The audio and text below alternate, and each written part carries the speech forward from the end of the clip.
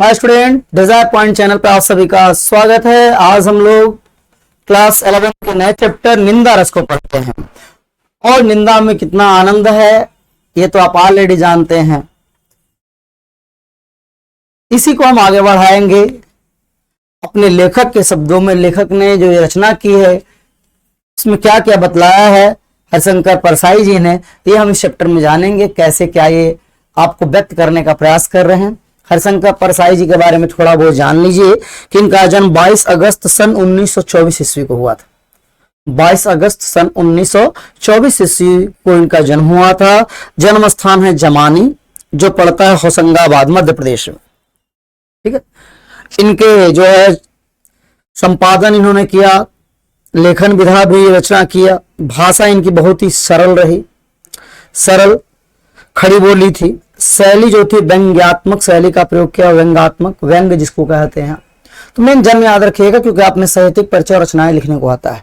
तो इनका जन्म कब हुआ था? 22 अगस्त सन 1924 को होशंगाबाद मध्य प्रदेश में। और इनकी मृत्यु जो हो गई वो 10 अगस्त 1995, मतलब अगस्त में जन्म भी हुआ, मृत्यु भी अगस्त में हुई। अंतर है कि 22 अगस्त को जन्म हुआ था और मृत्यु 10 अगस्त सन 1995 में हो।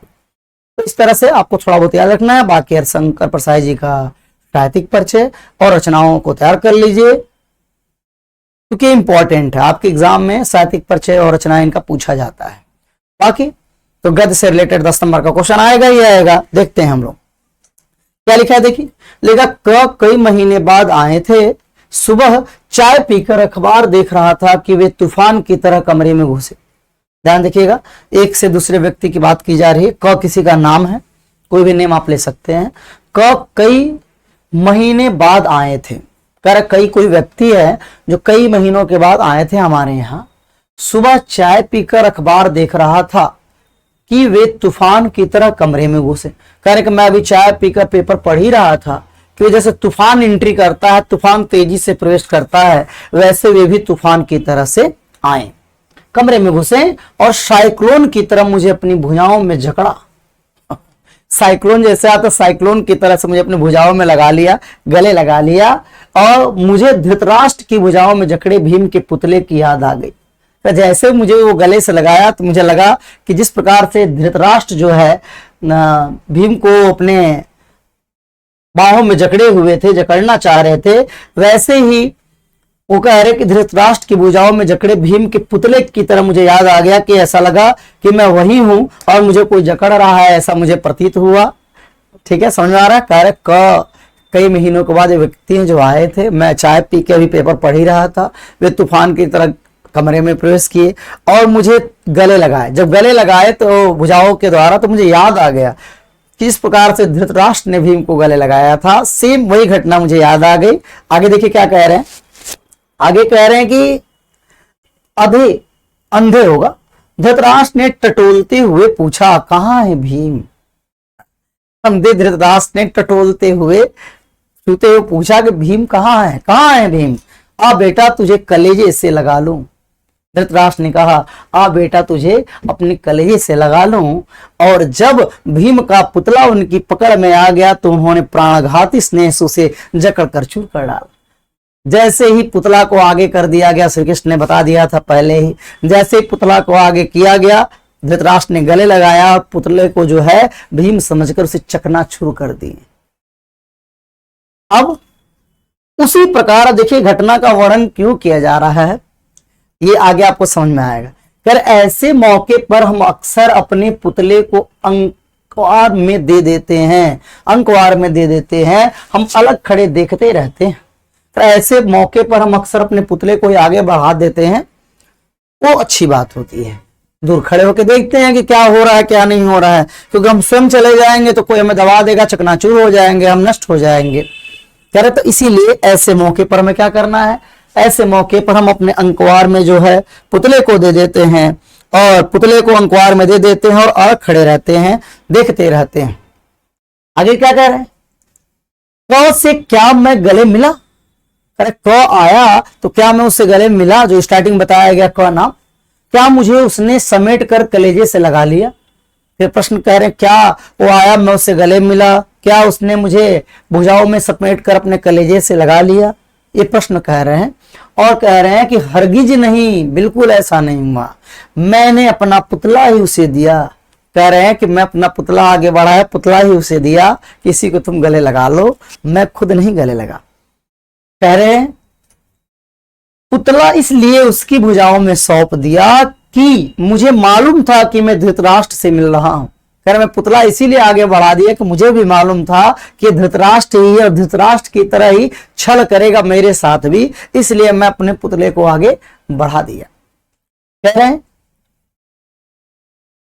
पिछली रात को एक मित्र ने बताया कि क अपनी ससुराल आया है और ग के साथ बैठकर शाम को 2-3 घंटे तुम्हारी निंदा करता। व्यक्ति क्या कह रहा है? कह रहा कि पिछली रात को एक मित्र ने मुझे बताया कि क जो है अपनी ससुराल आया है यहाँ पे, और ग के साथ दूसरे व्यक्ति के साथ जो है मिलकर तुम्हारी क्या कर रहा है, शाम को 2-3 घंटे तुम्हारी निंदा करता रहा। पता पहले ही आ चुका है, ग के साथ मिला, चाय और पानी पिया, तुम्हारी शिकायत करता रहा, ये उसको बता दिया था। कह रहा है कि इस सूचना के बाद जब आज सवेरे वह मेरे गले लगा तो मैंने शरीर से अपने मन को चुपचाप खिसका दिया। कह रहे जब सुबह वो आया, आते मुझसे मिला, तो कह रहे कि मैंने क्या किया, शरीर से अपने मन को खिसका दिया। पहले मैं सबको जानता था, इसलिए अपने मन को शरीर से खिसका दिया, अलग कर दिया, और निस्नेह कैटीली देह उसकी बाहों में छोड़, और ये जो मेरा कटीला शरीर है मैं उसको छोड़ दिया कि लो तुम गले लगाओ, मेरा मन तुमसे विरत है, मैंने मन को अलग कर लिया है, क्योंकि वो जानता था कि ये शिकायत मेरी भी करेगा, कर ही चुका है पहले से। फिर भावना के अगर कांटे होते तो उसे मालूम होता कि वह नाग फनी को कलेजे से चिपटाए। करके भावना का कोई कांटा होता तो उसे समझ में आता कि वो वास्तव में स्नेह से गले नहीं मिला है, नाग फनी का कांटा उसे चुभता, तब उसे प्रतीत होता, लेकिन ऐसा हुआ नहीं, उसे ये चीज पता नहीं चला, उसे ये चीज मालूम नहीं चला कि इस समय इस व्यक्ति के अंदर स्नेह नहीं है, क्योंकि वह उसको जान चुका है, समझ चुका है, लेकिन उसे पता नहीं चला क्योंकि भावना रूपी जो है भावना के कांटे नहीं थे, इस कारण से नहीं पता चला। कह रहे छल का धृतराष्ट्र जब आलिंगन करे तो पुतला ही आगे बढ़ाना चाहिए। छल का धृतराष्ट्र, कोई धृतराष्ट्र की तरह आपसे छल करता है, छल कपट करता है, तो आपको पुतला ही आगे बढ़ाना चाहिए, अपने आप को अलग खड़ा कर देना चाहिए, चुपचाप देखना चाहिए कि व्यक्ति आपके साथ क्या क्या कर रहा है, आपका क्या क्या नुकसान कर रहा है, आपके किन किन कार्यों में बाधा डालना चाहता है, आपको किस तरह से नुकसान पहुंचाना चाहता है। ये आप पुतला जब आगे करेंगे तभी आपको पता चलेगा कि वास्तविकता क्या है।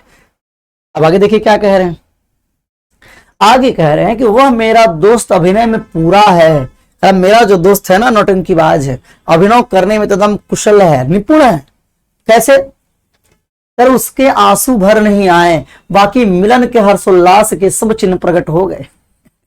अरे वो अभिनय में पूरा कलाकार व्यक्ति है, बस आंसू केवल नहीं, केवल रोया नहीं, बाकी मिलने में एकदम हर्षोल्लास, बहुत प्रसन्नता आ रही, खुशी के साथ मिला, सारे चिन्ह ऐसे प्रकट हो रहे थे कि बहुत ही खुश हूं मुझसे मिलकर।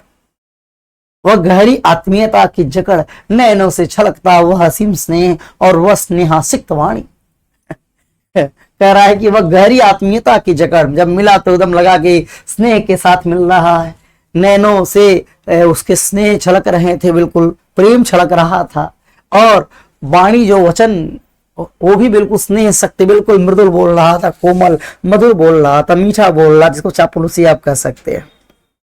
और अभिनय में निपुणता, सब कुछ वैसे ही था, केवल आंसू भर नहीं आए, बाकी हर्षोल्लास के प्रसन्नता के सारे चिन्ह प्रकट हुए, वाणी मधुर थी, नैनों में प्रेम था, सब कुछ था।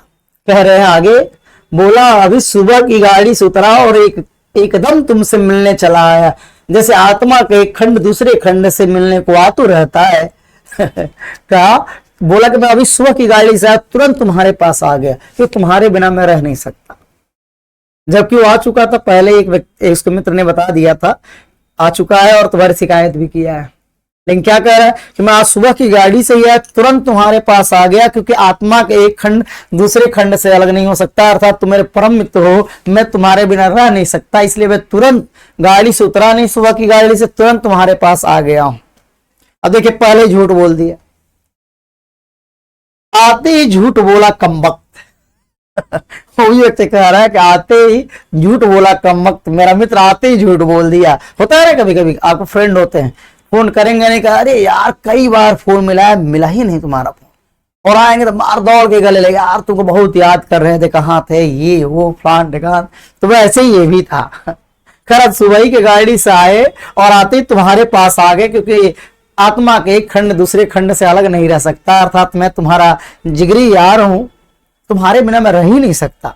वही कह रहा है कि साला आते ही झूठ बोला कमबख्त, कल का आया है यह मुझे मेरा मित्र बता गया था। कल का आया है ये मेरा मित्र अच्छी तरह से बता गया था, मुझे पता है कि कल का आया है, वो बता चुका, मेरी शिकायत के ये भी मुझे पता है, लेकिन कह रहा है कि मैं अभी सुबह की गाड़ी से आया हूं। इस झूठ में कोई प्रयोजन शायद उसका ना रहा, कह रहे हैं ये झूठ बोलने में हो सकता हो कि उसका कोई प्रयोजन ना रहा हो, कोई मतलब ना रहा हो, लेकिन कुछ लोग बड़े निर्दोष मिथ्यावादी होते हैं, वे आदतन प्रकृति के वशीभूत झूठ बोलते हैं। कुछ लोग ऐसे होते हैं इनकी आदत हो जाती है, वे जाएंगे लखनऊ तो बताएंगे आगरा जा रहे हैं, उनकी आदत प्रकृति हो जाती है, नेचर हो जाता है, कोई प्रयोजन नहीं होता है, उनकी आदतन वैसा वह करते हैं। खैर वे उनके मुख से निष्प्रयास निष्प्रयोजन झूठ ही निकलता है। वो जब बोलेंगे बिना मतलब के झूठ ही झूठ बोलेंगे, कोई इसका मतलब नहीं है, कोई योजना नहीं है झूठ बोलने की, लेकिन आदत हो चुकी है तो आदतन झूठ तो बोलना ही है। तो ऐसे उनका मित्र था, आया था पहले, कह रहे कि अभी सुबह की गाड़ी से आ रहा हूं। कह रहे हैं कि मेरे एक रिश्तेदार ऐसे हैं, अपने रिश्तेदार के बारे में बता रहे हैं, कह रहे कि मेरे एक रिश्तेदार ऐसे हैं, वे अगर बंबई जा रहे हैं और उनसे पूछे तो वे कहेंगे कलकत्ता जा रहा हूं। कह रहे मेरे रिश्तेदार भी ऐसे हैं, जो बंबई जा रहे हैं, तो आप पूछेंगे कहाँ जा रहे हैं भाई साहब, तो बताएंगे कलकत्ता जा रहे हैं, आपको सीधा नहीं बता सकते, झूठ ही बोलेंगे कि मैं बंबई नहीं कोलकाता जा रहा हूं, कलकत्ता जा रहा हूं। ठीक बात उनके मुंह से निकल ही नहीं सकती, वो सही चीज को बता ही नहीं सकते, क्योंकि इनकी आदत हो चुकी है। कह रहे हैं कि क भी बड़ा निर्दोष सहज स्वाभाविक मिथ्यावादी है। कह रहे क जो व्यक्ति आया था मिलने के लिए मुझसे, जो मेरा मित्र था, वह भी निर्दोष बिल्कुल सहज स्वाभाविक मिथ्यावादी है, अर्थात झूठ बोलता है, उसकी आदत है, उसकी प्रकृति है, उसका नेचर है, बाकी कोई इसका प्रयोजन नहीं है बोलने का। वो बैठा, बैठ के बोला कब आए, कैसे हो वगैरह के बाद उसने ग की निंदा आरंभ कर दी उसी व्यक्ति की। बैठते निंदा शुरू कर दिया, शिकायत शुरू कर दिया, क्योंकि शिकायत करने में तो बड़ी मजा आती है। कारक मनुष्य के लिए जो भी कर्म जघन्य है वे सब ग पर आरोपित करके उसने ऐसे गाढ़े काले तारकोल से उसकी तस्वीर खींची कि मैं यह सोचकर कांप उठा कि ऐसी ही काली तस्वीर मेरे ग के सामने इसने कल शाम को खींची होगी। कह रहे हैं कि आया ग के बारे में निंदा करना शुरू कर दिया, और शुरू करते ही जितने जघन्य अपराध हो सकते हैं, जितने खतरनाक अपराध हो सकते हैं, वो सारे ग के ऊपर थोप दिया। थोप कर जिस प्रकार से तारकोल से पीच बनाते, गाढ़ा काला तारकोल होता है, उसी प्रकार से तारकोल से इस प्रकार से उसकी तस्वीर खींची, इस प्रकार से उसको उसकी शिकायत करना स्टार्ट किया कि मैं कांप उठा, और मैं सोचा कि ऐसी ही काली तस्वीर, ऐसी ही शिकायत कल इसने ग के सामने मेरी की होगी। कल मेरी किया, आज उसकी कर रहा है, क्योंकि इसकी आदत बन चुकी है। कर ये सोच के मैं कांप उठा। जब ग की शिकायत करना स्टार्ट किया, ऐसे ऐसे अपराध, ऐसे ऐसे आरोप लगाना स्टार्ट किया, ऐसे ऐसे अपराध उसके ऊपर डालना स्टार्ट किया, ये इसने अपराध किया, ये गलतियां किया, कर मैं कांप उठा कि कल ये उसके सामने भी मेरी तस्वीर इसी प्रकार से खींची होगी, अर्थात उससे मेरी शिकायत भी इसी प्रकार से की होगी।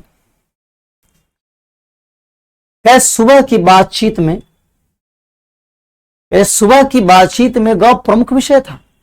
जो सुबह की बातचीत मेरी हो रही थी उससे उसमें ग क्या था, मेन मुद्दा था, मुख्य विषय था, मेन सब्जेक्ट था उसमें। फिर तो जिस परिचित की बात निकल आती उसी को 4-6 वाक्यों में धाराशायी करके वह बढ़ लेता। क्योंकि उस बात करते समय किसी भी परिचित की बात आती, 2-4 शब्द उसके बारे में उल्टा सीधा बोल के उसको धाराशायी कर देता था, अलग हटा के फिर आगे बढ़ जाता था, बात एकदम शिकायत करना जारी रखता था।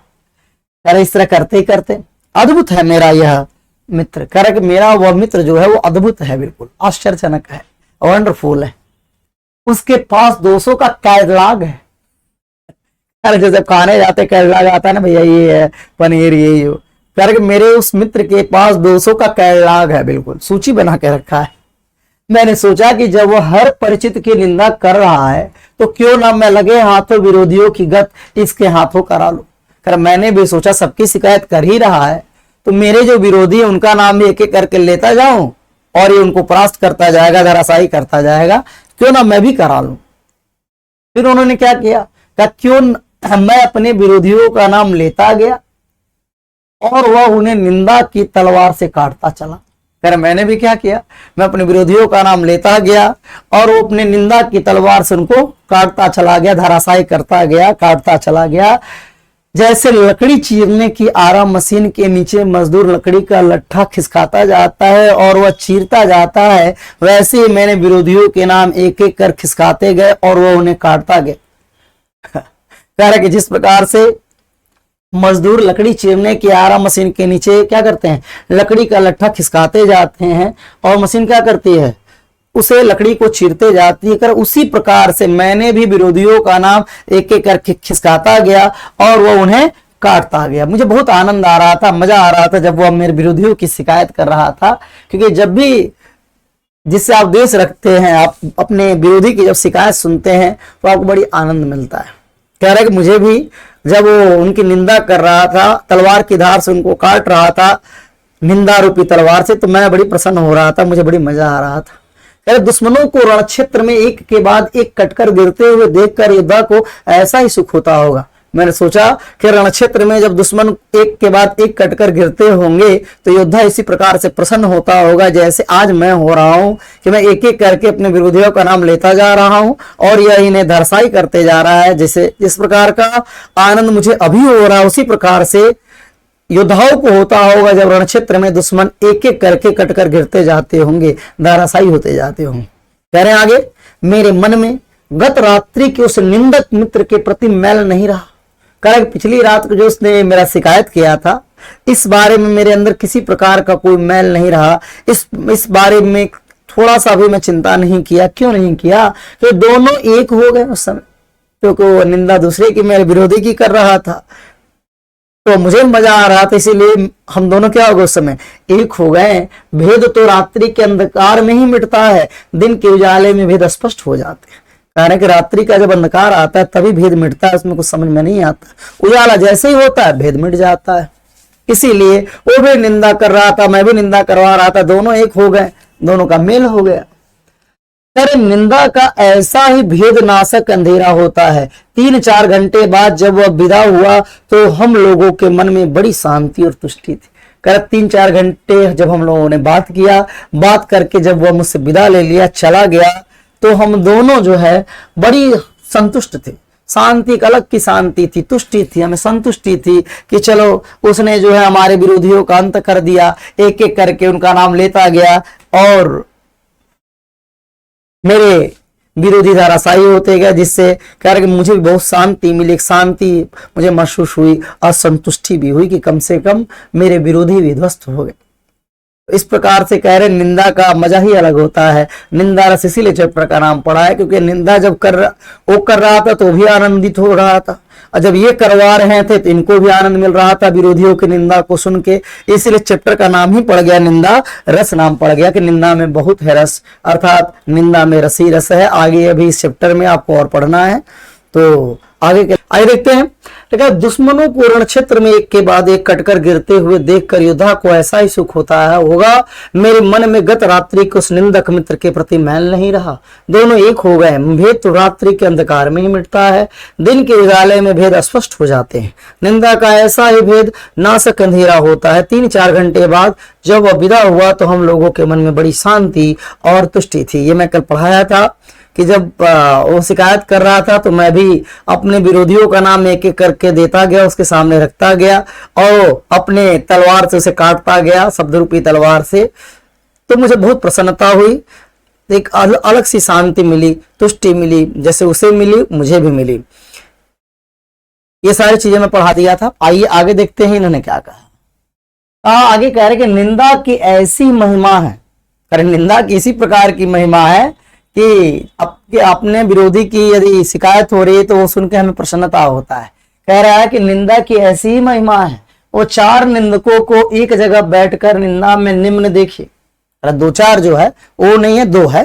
कह 2-4 निंदकों को एक जगह बैठकर निंदा में निमग्न देखिए और तुलना कीजिए कि वह जो है ईश्वर भक्तों से जो रामधुन लगा रहे हैं। निंदकों से एकाग्रता, परस्पर आत्मीयता, निमग्नता भक्तों में दुर्लभ है। ये लाइन आपके एग्जाम में पूछता है, जिसको अंडरलाइन कर लीजिएगा थोड़ा। ये आपके एग्जाम में पूछता है कि निंदकों की सी एकाग्रता, परस्पर आत्मीयता, निमग्नता भक्तों में दुर्लभ है। ये आपके एग्जाम में इसको अंडरलाइन करके पूछता है कि रेखांकित अंश की व्याख्या की।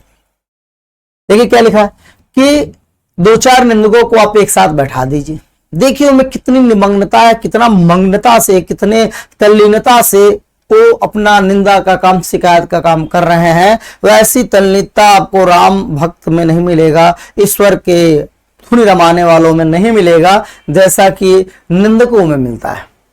उसी चीज को अंडरलाइन किया है, समझाता हूं मैं। क्या लिखा है थोड़ा देखिए। लिखा है कि निंदकों से एकाग्रता, परस्पर आत्मीयता, निमग्नता भक्तों में दुर्लभ है। कैसे? अब देखिए, जैसे आप ही हैं, पूजा करते हैं। अब आप पूजा करते हैं तो 10 मिनट के लिए पूजा कर रहे हैं, तो 1-2 मिनट एकाग्र होते, फिर आपका मन भागने लगता है। कहाँ आप एकाग्र हो गए, नहीं रह पाए। लेकिन शिकायत करने वाला यदि आपकी शिकायत कर रहा है तो बार शिकायत में रमता जाएगा, रमता जाएगा, रमता जाएगा, ढूंढ ढूंढ के आपकी कमियों को निकालेगा, बोलेगा, तो इतना मग्न हो जाता है ना। वैसी मग्नता, वही कह रहे हैं, जिस प्रकार से वो मग्न होता है, जितनी उसकी एकाग्रता होती है, वैसी एकाग्रता आपकी नहीं होती है। इसीलिए उन्होंने कहा है कि निंदकों किसी एकाग्रता, आत्मीयता, प्रेम और मग्नता ईश्वर के भक्तों में क्या है, दुर्लभ है। कैसे है, मैंने समझा दिया आपको। इसलिए संतों ने क्या कहा है, इसलिए संतों ने निंदकों को आंगन कुटी छवाए पास रखने की सलाह दी है। इसलिए संतों ने क्या कहा है कि निंदकों को आंगन कुटी छवाए, कुटिया छवा के आंगन में रख दें, अपने पास रखना चाहिए, जिससे समय समय पर आपको क्या करते रहें, समय समय पे आपके कमियों को देखते रहें, आपको बोलते रहें और आपको अवगत कराते रहें कि आपकी क्या कमियां हैं, आप उन कमियों को सुधार सके, अपने आप को बेहतर बना सके। पढ़े होंगे दोहा आप, निर्मल करे सुभाए, निंदक नियरे राखिए आंगन कुटी छवाए। वही लिखा है, निंदक नियरे राखिए आंगन कुटी छवाए, बिन पानी साबुन बिना निर्मल करे सुभाए। निंदक नियरे राखिए, हमेशा निंदकों को अपने नजदीक रखना चाहिए, आंगन कुटी छवा के रखिए, क्योंकि वे बिना पानी साबुन के ही आपके स्वभाव को, आपकी आदत को, आपके गुणों को जो है सही कर देते हैं, साफ कर देते हैं। इसलिए निंदकों को पास में रखने की सलाह दी गई है। कम से कम उनका काम वही है कि आप क्या गलती कर रहे हैं, क्या कमियां, उसी पे ध्यान देंगे, तो इसी बहाने वे आपकी कमियों को आपसे बतलाएंगे। आप बिना ध्यान दिए आप समझ जाएंगे कमी, उसको सुधार लेंगे, बेहतर हो जाएंगे। याद रखिएगा, लाइन पूछता है निंदकों की सी एकाग्रता, परस्पर आत्मीयता, निमग्नता भक्तों में भी दुर्लभ है। आइए आगे बढ़ते हैं। आगे क्या कह रहे हैं, कह रहे हैं कुछ मिशनरी निंदक जो है मैंने देखे हैं। कह रहे हैं हरिशंकर परसाई जी कि मैंने कुछ मिशनरी निंदक दिखे हैं। क्या मिशनरी निंदक कैसे हैं, देखिए थोड़ा लिखा है। उनका किसी से बैर नहीं है, वो मिशनरी जो निंदक है उनका किसी से भी दुश्मनी नहीं है, बैर नहीं है, द्वेष नहीं है, ईर्ष्या नहीं है, वे किसी का बुरा नहीं सोचते, पर 24 घंटे वे निंदा कर्म में बहुत पवित्र भाव में लगे रहते हैं। अरे कि मैंने कुछ मिशनरी निंदक को देखा है जिनका किसी से बैर नहीं है, कोई ईर्ष्या नहीं है, किसी का बुरा नहीं सोचते हैं, लेकिन 24 घंटे निंदा के कर्म में पवित्रता के साथ एकदम लगे रहते हैं उसमें। क्यों ऐसा? उनकी नितांत निरपक्षता, निष्पक्षता इसी से मालूम होती है कि वे प्रसंग आने पर अपने आप की, आप नहीं बाप होता है, बाप की पगड़ी भी उसी आनंद से उछालते हैं जिस आनंद से अन्य लोग दुश्मन की। उनकी जो नितांत निरपक्षता, निष्पक्षता आपको इसी से मालूम हो जाएगा इतने निष्पक्ष होते हैं कि प्रसंग आने पर वो अपने बाप की पगड़ी भी उसी तरह उछालेंगे जिस तरह से, जिस आनंद से लोग जो है दुश्मन की उछालते हैं, वैसे ऐसे लोग बाप की पगड़ी भी उछालने में परहेज नहीं करते, इतने लिप्त हो जाते हैं, इतने मग्न हो जाते हैं, इतने निष्पक्ष रहते हैं। जिस आनंद, आगे क्या लिखा है, निंदा इनके लिए क्या होती है, टॉनिक होती है। जैसे टॉनिक व्यक्ति पीता है, रिलैक्स महसूस करता है, जैसे कोई रोग हुआ है, खांसी हुआ, पिएगा टॉनिक, पिएगा शक्ति का अनुभव होगा, शक्तिवर्धक पिएगा। तो निंदा ही इनके लिए क्या टॉनिक है, निंदा करेंगे और टॉनिक मिल गया उनको, उनका माइंड फ्रेश हो जाता है, उनका यही काम होता है। तो कह रहे निंदा, हरशंकर प्रसाद जी कह रहे हैं निंदा ऐसे व्यक्तियों के लिए टॉनिक का कार्य करता है। ट्रेड यूनियन के इस जमाने में कह रहे हैं निंदकों के संग बन गए। ट्रेड यूनियन आप जानते ही होंगे, हर विभाग में यूनियन बन जाता है, फैक्ट्रिया वगैरह में भी यूनियन है। कह ट्रेड यूनियन के जमाने में निंदकों का क्या बन गया है कि संघ बन गए, फलाना संघ। संघ के सदस्य जहां तहां से खबरें लाते हैं और अपने संघ के प्रधान को सौंपते हैं। तो संघ बन गया तो संघ के जो सदस्य है, कोई इधर कोई उधर कोई उधर बिखरे होते हैं और हर जगह से खबर लेके आते हैं और लाकर क्या करते हैं, संघ के प्रधान को दे देते हैं, भाई यहाँ की ये खबर है, यहाँ की ये खबर है, यहाँ की ये खबर है, सारी खबरें उनको बता देते हैं। यह कच्चा माल हो गया, जो लेके आते हैं कच्चा माल हो गया। अब क्या होता है, अब प्रधान उनका पक्का माल बनाएगा और सब सदस्यों को बहुजन हिताय मुफ्त बांटने के लिए दे देगा। अब प्रधान क्या करता है, इनको पक्का माल बनाता है और बनाने के बाद सभी लोगों को दे देता है, बहुजन हिताय बहुजन सुखाय। ये बहुजन हिताय कि सभी के कल्याण के लिए मुफ्त बांटने के लिए दे दे, जाओ जाओ मुफ्त में खबर को फैलाओ सारे खबर को मुफ्त में बांटाओ। बहुजन हिताय की सजेशन के साथ देता है। यह फुर्सत का काम है, इसलिए जिनके पास कुछ और करने को नहीं होता वे इसे बड़ी खूबी से करते हैं। हरिशंकर प्रसाद जी क्या कह रहे हैं कि निंदा करना जो फुर्सत का काम है, जो फुर्सत में जिनके पास कोई काम नहीं है वही इस काम को बेहद अच्छी तरह से निभा सकता है। सबके बस की बात नहीं, जिसके पास समय नहीं वो इस कर्म को, इस काम को नहीं कर सकता। पर एक दिन हमसे एक ऐसे संघ के अध्यक्ष ने कहा, एक संघ के अध्यक्ष मुझसे मिले और कहे कि यार आजकल लोग तुम्हारे बारे में बहुत बुरा बुरा कहते हैं। संघ के अध्यक्ष साहब ने कहा कि यार तुम्हारे बारे में लोग जो है ना बहुत बुरा बुरा कहते हैं, गलत कहते हैं, ये वो अपना जो भी जोड़ना था जोड़े। वो कह रहे हमने कहा आपके बारे में मुझसे कोई भी बुरा नहीं कहता। बिल्कुल सही बात है। उन्होंने कहा कि अध्यक्ष साहब ने कि आपके बारे में लोग बहुत बुरा बुरा कहते हैं, लेकिन मैंने कहा कि आपके बारे में मुझसे कोई बुरा ही नहीं कहता। ऐसा क्यों? ऐसा इसलिए क्योंकि आप जो है सुनते हैं तो बस वो जानता है कि आप मान लेंगे, मैं नहीं सुनता हूं, मैं नहीं मानता हूं, इसलिए मुझसे नहीं कहेगा। तो देखिए नीचे आगे लिखा है कि लोग जानते हैं कि आपके कानों के घूरे में इस तरह का कचरा मजे में डाला जा सकता है, इसलिए लोग आपसे आके कहते हैं और आप मानते हैं। मुझसे कोई नहीं कहता है क्योंकि मैं मानता नहीं, मेरे पास समय नहीं है फालतू कामों के लिए। तो शिकायत भी लोग उसी से करते हैं जो उसको सुनता है, नहीं सुनेगा उसे लोग शिकायत करना बंद कर देते। ईर्ष्या द्वेष से प्रेरित निंदा भी होती है। ईर्ष्या और द्वेष से प्रेरित क्या होती है? निंदा होती है। कैसे होती है थोड़ा देखते हैं, आइए बता देते हैं। जैसे मान लीजिए ये एक लड़का है जिसका नाम रोहन है और ये एक लड़का है जिसका नाम सोहन है। ये रोहन हुआ, ये सोहन हुआ, ठीक है। रोहन एंड सोहन, हिंदी भी आप लिख सकते हैं, रोहन और सोहन, ठीक है। दो है। मान लीजिए ये रोहन है, ध्यान दीजिएगा, ये रोहन सोहन दो है। मान लीजिए रोहन हमेशा फर्स्ट आता है, सोहन हमेशा क्या आता है? सेकंड आता है। Let us suppose that Rohan first आता है और सोहन क्या आता है? सेकंड आता है। ध्यान दीजिएगा, ईर्ष्या द्वेष से क्या उत्पन्न होता है? निंदा। इसको मैं दिखा रहा हूं। अब मान लीजिए फर्स्ट सेकंड आता है। अब हुआ क्या कि जो फाइनल एग्जाम हुआ इसमें जो है ये आ गया फर्स्ट और रोहन आ गया सेकंड।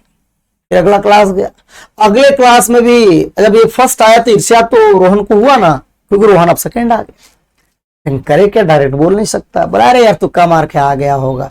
फिर एग्जाम हुआ नेक्स्ट सेशन में, नेक्स्ट क्लास में, पता चला फिर ये फर्स्ट आ गया, ये सेकंड आ गया। अब इसको तो अंदर ही अंदर जलन हो रही है, अरे यार पढ़ता लिखता नहीं, टीचर उसको ज्यादा मानते हैं, ये वो जो भी करना है स्टार्ट कर दिया, क्योंकि ईर्ष्या हो रही है, द्वेष हो रही है। अब निंदा करना इसकी स्टार्ट कर देगा, सोहन की यार वो पढ़ता नहीं है, लोग उससे पक्षपात करते हैं, टीचर उसको ज्यादा मानते हैं, ये वो, मतलब जो भी अपना शिकायत कर सके शिकायत करेगा, क्योंकि ईर्ष्या इसके अंदर हुआ।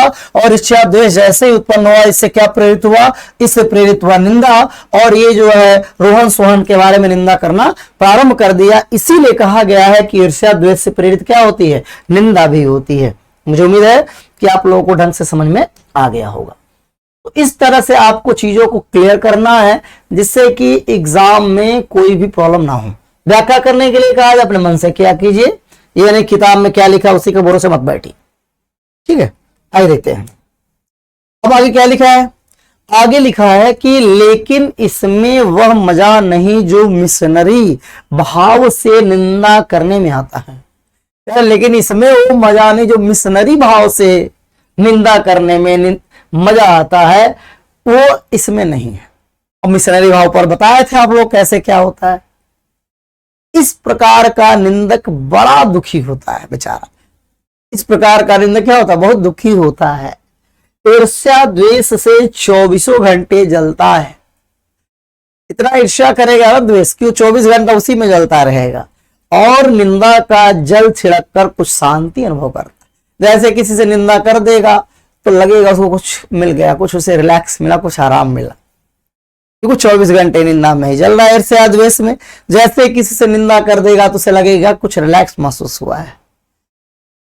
ऐसा निंदक बड़ा दयनीय होता है। कह रहे हैं हरिशंकर परसाई जी कि ऐसा जो निंदक होता है बहुत दयनीय बेचारा होता है। उसकी कंडीशन बहुत ही मिजरेबल होती है, बहुत ही खराब होती है। क्यों ऐसा होता है, क्योंकि अपनी अक्षमता से पीड़ित वह बेचारा दूसरे की क्षमता के चांद को देखकर सारी रात स्वान जैसा भूखता है। अपनी अक्षमता से उसकी कैपेसिटी तो है नहीं, उससे वो पीड़ित है, उससे दुखी है। और वह बेचारा दूसरे की क्षमता को देखकर, सक्षमता को देखकर जो आगे बढ़ रहा है, उसकी उन्नति को देखकर जो है चांद को, उन्नति के चांद को रात भर देखता रहता है स्वान की तरह से। और रात भर स्वान की तरह से देखेगा, भौंकेगा तो रात भर जगा रहेगा। आप रात भर चैन से सोएंगे और रात भर आपके बारे में सोच के जगता रहेगा। 24 घंटे आप ही के बारे में सोच रहा है और आप उसके बारे में सोच ही नहीं रहे हैं। आप तो दिन प्रतिदिन अपने काम में लगे हुए आगे बढ़ रहे हैं, और दिन प्रतिदिन अवनति को आप प्राप्त कर रहा है, दिन प्रतिदिन उसकी दुर्गति हो रही है, दिन प्रतिदिन उसका स्वास्थ्य भी खराब हो रहा है, और दिन प्रतिदिन वो असफलता की ओर अग्रसर हो रहा है। तो कह रहे हैं आगे, ईर्ष्या द्वेष से प्रेरित निंदा करने वाले को कोई दंड देने की जरूरत नहीं है। कोई आपसे ईर्ष्या करता है, द्वेष करता है, बुरा भला का कुछ भी उससे बोलने की जरूरत ही नहीं। बस आप अपने कर्म को बढ़ा दीजिए, जितना अधिक से अधिक मेहनत करना चाहते हैं करना स्टार्ट कर दीजिए, क्योंकि आपकी मेहनत को देखकर, आपकी सफलता को देखकर वो बेचारा खुद ही नतमस्तक हो जाएगा, खुद ही असफल हो जाएगा, खुद ही बर्बाद हो जाएगा। इसीलिए आपको उसे कुछ दंड देने की जरूरत नहीं है। आप चैन से सोइए, और वह जलन के कारण सो नहीं पाता। आप चैन से सोएंगे, आपसे द्वेष करेगा, सो नहीं पाएगा, आपसे बताया ही। उसे और क्या दंड चाहिए, कोई दंड देने की जरूरत है।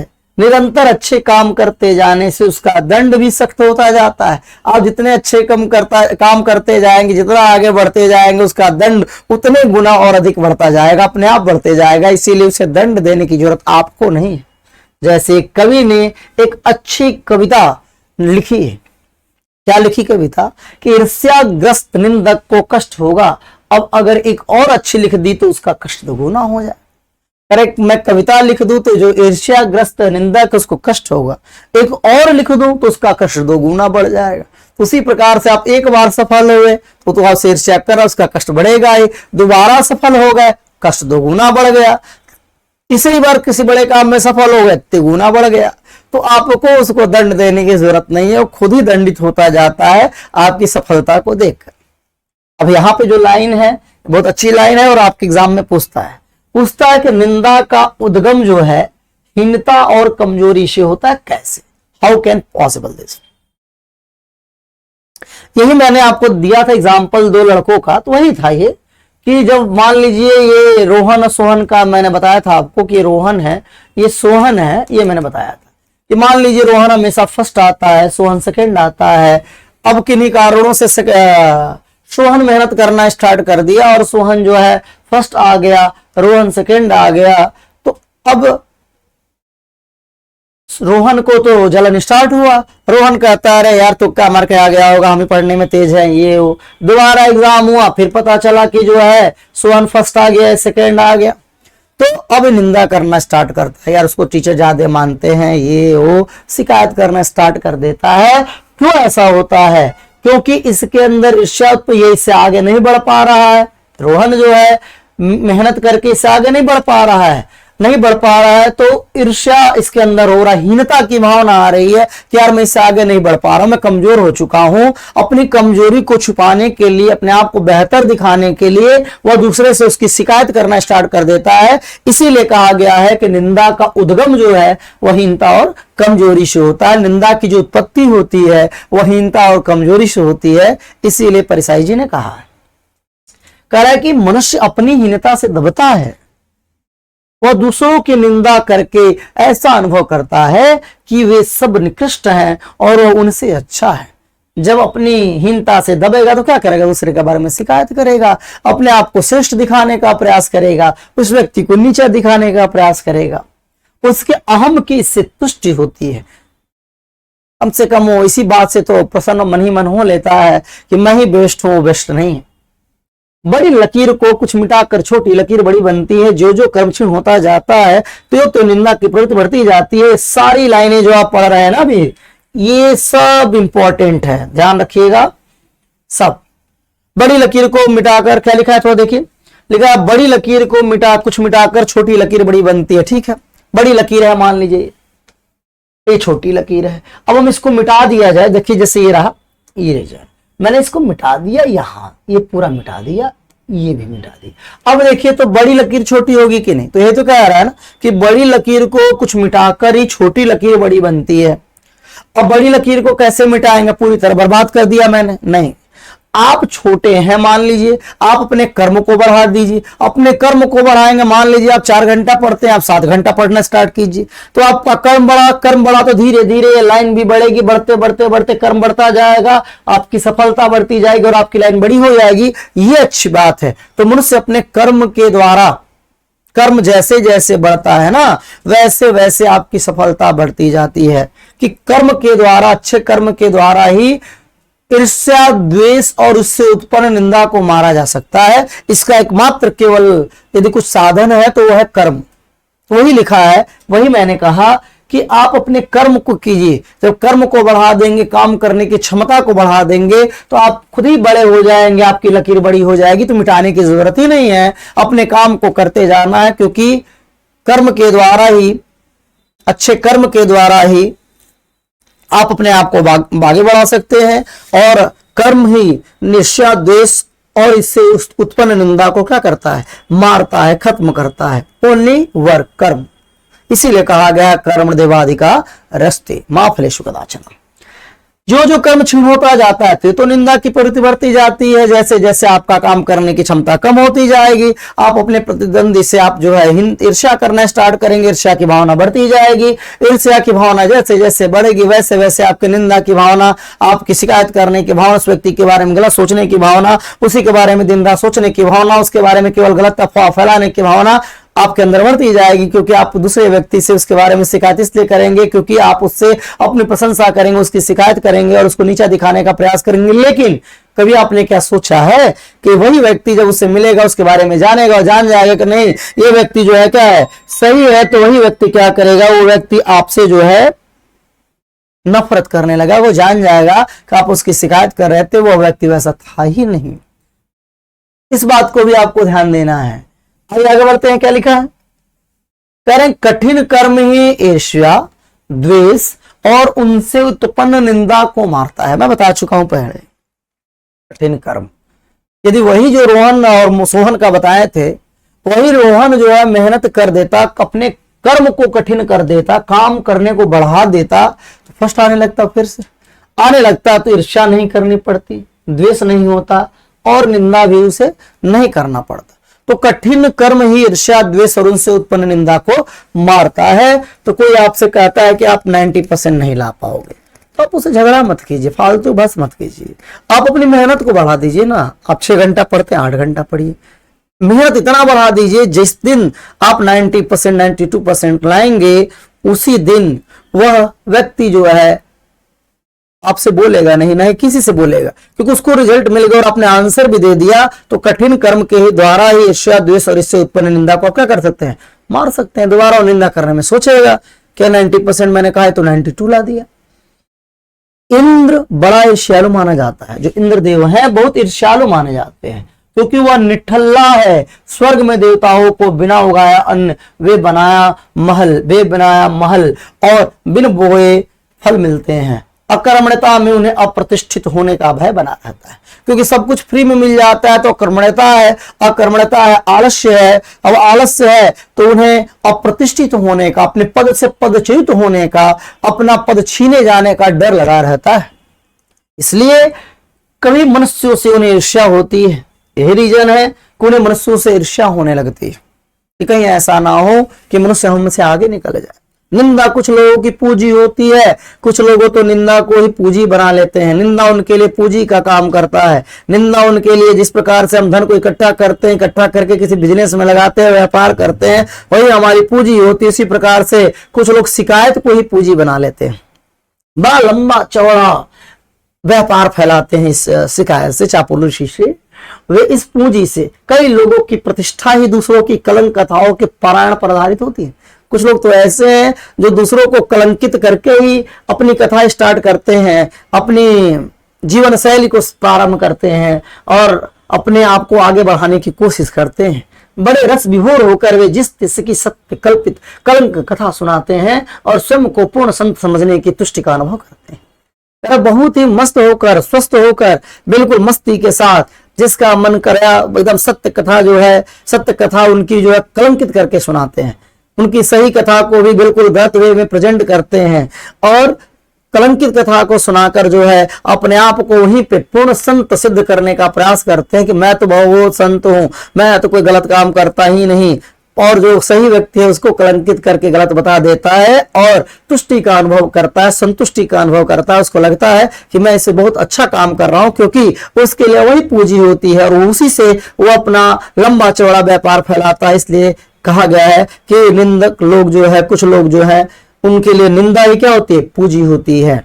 लेकिन ऐसे व्यक्ति से आपको बहस करने की, बोलने की, दंडित करने की, इसके बारे में सोचने की आपको आवश्यकता नहीं। आप अपने कर्म को बढ़ा दीजिए, क्योंकि कठिन कर्म के द्वारा ही ईर्ष्या, द्वेष और इससे उत्पन्न निंदा को मारा जा सकता है। बस एक ही काम कीजिए, कठिन कर्म। तो हरिशंकर प्रसाद जी ने आपको निंदा रस में बहुत कुछ बताया, समझाया और बतलाते हुए कहा कि निंदकों से आपको लगने की, उलझने की जरूरत नहीं है, वो खुद ही दंडित हो जाते हैं। तो विद्यार्थियों, इस तरह से आपका ये निंदा रस चैप्टर भी समाप्त हुआ क्लास 12th का।